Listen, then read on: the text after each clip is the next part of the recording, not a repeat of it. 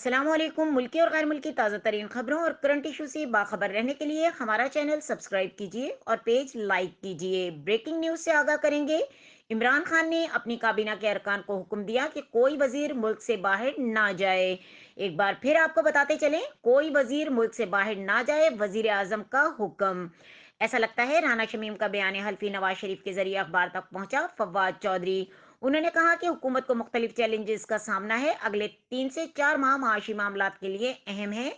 وزراء اپنی اپنی وزارتوں میں رہیں۔ دوسری طرف میڈیا بریفنگ میں وفاقی وزیر اطلاعات فواد چودھری نے بتایا کہ کابینہ اجلاس میں این اے 133 میں ووٹوں کی خریداری کی ویڈیو پر بھی بات کی گئی۔ انہوں نے مزید کہا کہ کابینہ ارکان نے ووٹوں کی خریداری کے معاملے پر تشویش کا اظہار کیا اور کہا کہ الیکشن کمیشن کو مبینہ ویڈیو کے معاملے پر ایکشن لینا چاہیے۔ مزید خبروں اور اپڈیٹ کے لیے دیکھتے رہیں کے نیوز چینل انٹرنیشنل۔